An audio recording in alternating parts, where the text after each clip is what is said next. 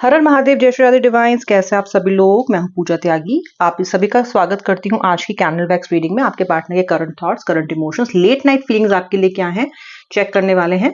और ना snap of 3 अपने पार्टनर का नाम ले लीजिए। उसके बाद ईश्वर को याद करना है। मैं एक प्रेयर भी बोलूंगी, उस प्रेयर में मेरे साथ रहिएगा। ये एक जनरल कलेक्टिव रीडिंग है, सबके साथ रेजोनेट ना भी करे, वैसे मेरी रीडिंग रेजोनेट करती है। एंड तक देखिएगा, आपके लिए कोई ना कोई बहुत इंपॉर्टेंट मैसेज रीडिंग में होगा। और पॉजिटिव्स पे फोकस कीजिएगा, नेगेटिव्स पे नहीं। ओके, मेल फीमेल स्पेसिफिक भी नहीं है, जितना रेजोनेट करे उतना क्लेम करें, बाकी आप ड्रॉप करें। चलिए रीडिंग स्टार्ट करते हैं। ओके, रीडिंग स्टार्ट करने से पहले आपसे एक बात शेयर करना चाहती हूँ। आज सुबह से ही मुझे एक इंट्यूशन है, बिकॉज मुझे ऐसा लग रहा है कि आपके पार्टनर आपको लेके कोई डिसीजन फाइनली लेना चाहते हैं। सम डिसाइसिव मोमेंट इज कमिंग। एक जजमेंट की एनर्जी आ रही है जहां पे अब फैसला होने वाला है। ओके, इसी इंटेंट के साथ, इसी एनर्जी के साथ आज रीडिंग शुरू करती हूँ। देखते हैं कि बैक्स क्या कहता है। श्री राधे, श्री राधे। फ्लेम पे फोकस कीजिए। हे राधा रानी, हे श्री कृष्ण, आप सबके हितैषी हैं, हमारे मित्र हैं। अपना आशीर्वाद हम सभी पे रखें। इस रीडिंग के थ्रू आउट हेल्प कीजिए कि मेरे व्यूअर के पार्टनर की करंट फीलिंग, सच्ची सच्ची भावनाएं हम पिक कर सकें। इनके रिश्ते को ब्लेस कीजिए, चीजें ठीक कीजिए और अपनी ब्लेसिंग्स हम सभी पर बरसाइए। श्री राधे, श्री राधे, जय जय श्री राधे राधे। आइए देखते हैं वैक्स क्या कहता है। ओके, मीन, मकर, तुला, सिंह। ये राशियां आपकी हो सकती हैं, पार्टनर की हो सकती हैं, हो सकता है ना भी हो संबंधित आपसे, तो आप इसको इग्नोर कर सकते हैं मैसेज को। लेकिन अगर इन राशियों के पीछे कोई इंपॉर्टेंट, आप हो सकता है आपकी राशि हो, पार्टनर की राशि हो, ये कोई मतलब रखती हो, कोई महत्व हो इनका आपके जीवन में। Letter B, letter C, letter E, letter P, letter A, number 1, number 3। चलिए देखते हैं। आज मुझे बृहस्पति की भी एनर्जी बहुत स्ट्रांग दिख रही है, गुरु महाराज की। आगे बताऊंगी क्या मतलब हो सकता है इसका। मुझे ऐसा लगता है आपके पार्टनर आपके बिना बहुत ही फ्रस्ट्रेटेड महसूस कर रहे हैं। Utter frustration is what I can feel from this vibes. Utterly frustrated.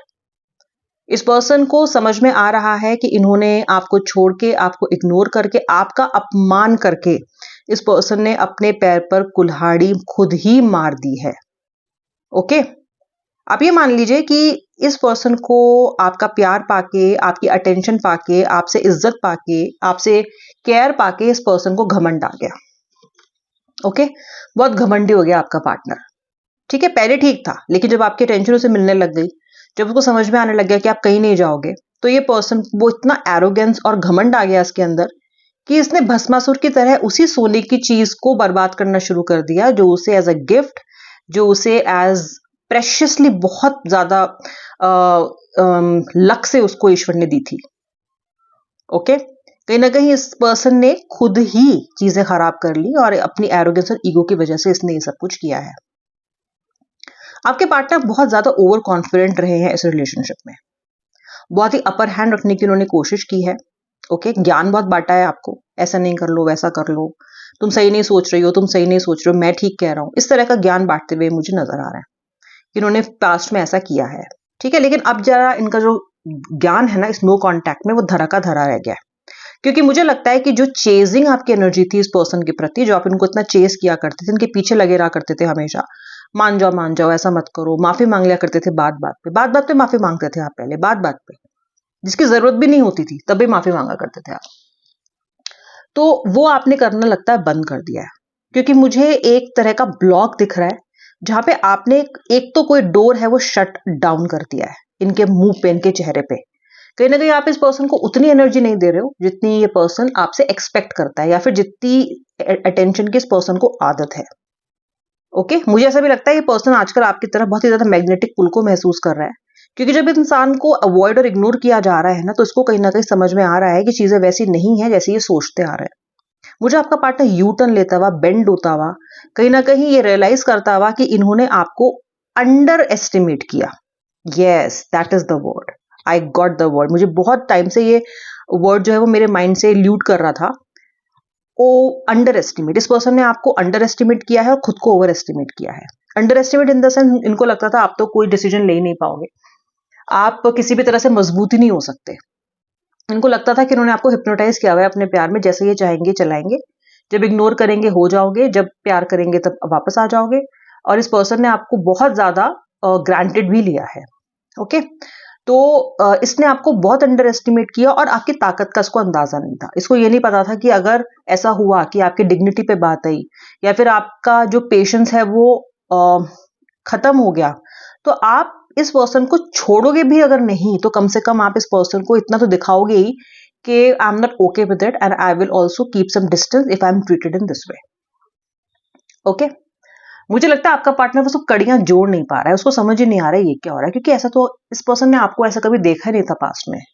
आप बिल्कुल बेचारे से ही दिखते थे। इसको लगता था, इस पर्सन को हमेशा से यही लगा है कि आपकी जरूरत ये है, जबकि उल्टा था। ओके, इस पर्सन को हमेशा ये लगा है इस रिश्ते में कि वो आपकी कोई जरूरत पूरी कर रहा है, आपकी गरज है, यानी कि आप बड़े लकी हो कि ये आपकी लाइफ में आए और आप कहीं ना कहीं पे एहसान कर रहे हो उनकी लाइफ में रह के। लेकिन मैं आपको बताऊं, जो मुझे वैक्स से समझ में आ रहा है, ये उल्टा है। मैंने आपको बताया था नीचे, मुझे गुरु की एनर्जी दिखाई दे रही है। आप अपने पार्टनर से ज्यादा स्पिरिचुअल हो, आप अपने पार्टनर से ज्यादा इंटेलिजेंट हो, आप उनसे ज्यादा डिपेंडेबल और अकाउंटेबल हो। ओके, यश कीर्ति मान सम्मान आपको मिल सकता है या आपका रहा है बहुत अधिक। लोग लुकअप टू करते हैं आपको, आप एक अच्छे काउंसलर हो सकते हो, लोगों का हित चाहते हो, आप ओवरऑल सभी का भला चाहते हो, अच्छे इंसान आप ज्यादा हो। देखो, बुरा मत मानना, लेकिन मुझे ऐसा लगता है कि अपने पार्टनर से ज्यादा अच्छे इंसान आप हो। मैं आपके पार्टनर को बुरा नहीं कह रही, लेकिन अगर मैं कंपैरिजन ड्रॉ करूं तो यू आर बेटर पर्सन और आप बहुत अच्छे से अपनी लाइफ को जीते आए हो। बहुत बार गिरे हो तो बहुत बार उठे भी हो, बहुत बार, और आपने खुद को खुद ही संभाला है। आपने किसी और का, या तो आप कह लीजिए आपको कभी सहारा ही नहीं मिला, तो आपको खुद को संभालना ही पड़ा हर बार, लेकिन कहीं ना कहीं इससे आपका कैरेक्टर बिल्ड हुआ, कहीं ना कहीं इससे आपका मनोबल बिल्ड हुआ और आप हिम्मत वाले और मजबूत होते चले गए। जबकि आपका पार्टनर उतना मजबूत नहीं है, ये दिखाते हैं खुद को, इनमें एरोगेंस ज्यादा है, सब्सटेंस कम है। ठीक है, अब जब आपसे ये पर्सन दूर हो गया ना, there is a distance, there is a gap, तो ये पर्सन फ्रस्ट्रेट हो रहा है। मैंने आपको इनिशियली बताया था, बहुत फ्रस्ट्रेटिंग एनर्जी मुझे दिखाई दे रही थी, क्योंकि जो स्पिरिचुअल कनेक्शन, जो स्पिरिचुअल एक इनको एडवांटेज आपके साथ मिलता था, बिकॉज कहीं ना कहीं ये भी स्पिरिचुअली इनको गेन होता था, बिकॉज आपका जो इंटेलेक्ट है, आपकी जो अच्छी एडवाइस है, उसका ये फायदा उठा रहे थे अपनी लाइफ में, आपके प्यार का, आपके अटेंशन का, वो अब मिस हो गई है। तो एक जो इनका रडार था, एक जो इनका एंटेना था, जो कहीं ना कहीं इनको सही कर देता था बात बात पे, या फिर on the whenever he required और शी रिक्वायर्ड, वो अब मिसिंग हो गया है। इस पर्सन का आपके बिना कोई भी काम नहीं बन रहा है, ये मैं आपको लिख के दे सकती हूँ। इस पर्सन का कुछ भी अच्छा नहीं हो रहा है, ना तो ये करियर में उतना अच्छा परफॉर्म कर पा रहा है, ना ये अपने रिश्तों में। और अगर इस पर्सन ने, क्योंकि नंबर 3 आया था जब मैंने इनिशियली रीडिंग शुरू की थी, तो अगर ये थर्ड पार्टी में जिसके लिए इन्होंने छोड़ा ना आपको, वो भी इनको लगा कि वो सोना है, चांदी है, हीरे है, जवारात है, लेकिन all that glitters is not gold. ये कहावत ऐसे ही नहीं लिखी गई है, ये सैकड़ों सालों से चल रही है, तो किसी वजह से ही चल रही है ना, क्योंकि जब जो दिखता है ना, वो हमेशा ऐसा होता नहीं है। ठीक है, और आपके पार्टनर ने जो थर्ड पार्टी को समझा, वो निकली नहीं। एटलीस्ट वो स्पिरिचुअली अट्यून्ड और अच्छे दिल की नहीं है, काला दिल लेके आई है, और कहीं ना कहीं इस पर्सन को अब वो समझ में आ रहा है। तो इनका ना कोई काम ही नहीं बन रहा, आपके बिना कुछ समझ ही नहीं आ रहा है इनको। पहले तो उनको ये लगता था कि शायद ये कोइंसिडेंस है, कि शायद ब्रेकअप के बाद, नो कांटेक्ट के बाद ऐसा शायद इसलिए हो रहा है कि ये अभी हो रहा है, बाद में ठीक हो जाएगा, लेकिन चीजें इनके लिए सुधर ही नहीं रही हैं। आप लकी चार्म हो, आप चले गए हो, तो चीजें ठीक ही नहीं हो रही। अब ये पर्सन आपको डेस्परेटली चाहता है, और इस पर्सन को ये समझ आ गया है कि आपके बिना ना इस पर्सन की ग्रोथ नहीं है और लक नहीं है। ठीक है, अब देखो, आपका पार्टनर सेल्फिश है, उसको लक भी चाहिए, ग्रोथ भी चाहिए। ठीक है, इस पर्सन को सब चाहिए।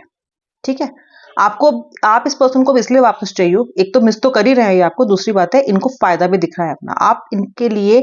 आपको छोड़ना इनके लिए घाटे का सौदा रहा है। अब ये पर्सन फिर सोच रहा है, इसको मैं वापस लाइफ में लाऊंगा और हमेशा रखूंगा या रखूंगी, क्योंकि इस पर्सन से मेरा मेरा भाग्य चमकता है, मेरी लाइफ अच्छी होती है।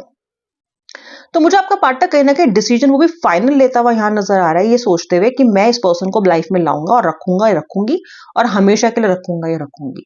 तो अब चाहे अपने सेल्फिश मोटिव्स की वजह से क्यों ना हो, चाहे अपना फायदा देख के ही क्यों ना ये पर्सन ये सोच रहा हो, और चाहे आपकी अच्छाई की वजह से आप लाइमलाइट में क्यों ना आए हो, लेकिन ये पर्सन फिर भी, ये सब के बाद भी ये पर्सन सोच तो रहा ही है कि मुझे वापस आना है, और कहीं ना कहीं ये डिसीजन को फाइनल लग रहा है, क्योंकि ऐसा बहुत सारा समय निकल चुका है जब इस पर्सन को सोचने का मौका मिला है, बहुत सोचा है इस पर्सन ने और उसको काफी समय मिला भी है सोचने के लिए। तो ऐसा नहीं है कि ये डिसीजन जल्दबाजी में ले रहा है। मुझे लगता है इस पर्सन का फाइनल फैसला ये है, फाइनली ये पर्सन आपके पास लौट के आना चाहता है, फाइनली ये फाइनल फैसला रहेगा इनका, क्योंकि ईश्वर ने, डेस्टिनी ने और कोई चारा ही नहीं छोड़ा इनके लिए, और कोई चारा ही नहीं है इनके पास। इनको धकेल रही है डेस्टिनी आपकी तरफ, कहीं ना कहीं रियलाइजेशन करवा रही है, समझा रही है कि तूने उस चीज को छोड़ दिया जो तुझे डेस्टिनी ने एकदम गिफ्ट की तरह दी, इतनी आसानी से तुझे मिल गई, और तूने उसी को दुत्कारा, उसी का अपमान किया। तो ये जो इनको रियलाइजेशन है ना, ये डेस्टिनी करवा रही है, ईश्वर करवा रहा है, ख्याल इनके मन में बार बार आ रहा है। मुझे लगता है आपके लिए फाइनल डिसीजन इस पर्सन का पॉजिटिव रहने वाला है और आपके हक में रहने वाला है। ये पर्सन आने के बारे में तो सोच ही रहे हैं, साथ ही साथ ये भी सोच रहे हैं कि आगे से ऐसा क्या ना करें कि सिचुएशन में आए। तो मुझे लगता है आपके पास जो ये डील लेके आएंगे इसमें इनका फायदा तो होगा ही, आपको भी ऊपर रखेंगे, आपका भी फायदा जरूर आपको समझाएंगे। इन पर ये इतने बेवकूफ है, इनको ये नहीं पता है कि आप कुछ फायदा देख ही नहीं रहे हो। इनके साथ अगर आपने फायदा देखा होता ना तब आप रिश्ते में जाते ही नहीं, क्योंकि आप इनसे हर स्तर पे अच्छे हो। ठीक है, तो अगर फायदा ही देखना होता तो आप इनको अपनाते ही नहीं, आप तो फिर फायदा देखते, वो प्रैक्टिकल नहीं हो, इसीलिए लंगूर के हाथ बटेर हूर लग गई। ठीक है, वरना नहीं मिलते आप इन्हें। अगर आप दिमाग से सोचने वाले होते ना प्रैक्टिकली, तो आप इन्हें घास भी नहीं डालते। अब इस पर्सन को समझ में आ रहा है। मुझे लगता है आपका फाइनल डिसीजन इस पर्सन का आपके लिए ऐसा होने वाला है जिसमें ये पर्सन आपको वापस से अपनी लाइफ में लाना चाहेंगे। ये पर्सन चाहेंगे कि आप इनकी लाइफ में वापस आ जाओ, और ये बहुत जल्दी आपके लिए एक डिसीजन लेने वाले हैं, and in your favour this decision is going to be. Gita ji candle wax reading देखो, ये डिसीजन जो है ना इनका फाइनल है, ये डिसीजन आपके हक में है, तो इस रीडिंग को क्लेम कर लेना। ओके, लिखो आई क्लेम। ओके, लिखो that I want this reading to come true. जैसा क्लेम करना चाहते हो पूरे मन से क्लेम करना। Okay, thanks for watching till the end. अब मिलूंगी नेक्स्ट रीडिंग में, तब तक के लिए जय श्री राधे, हर हर महादेव।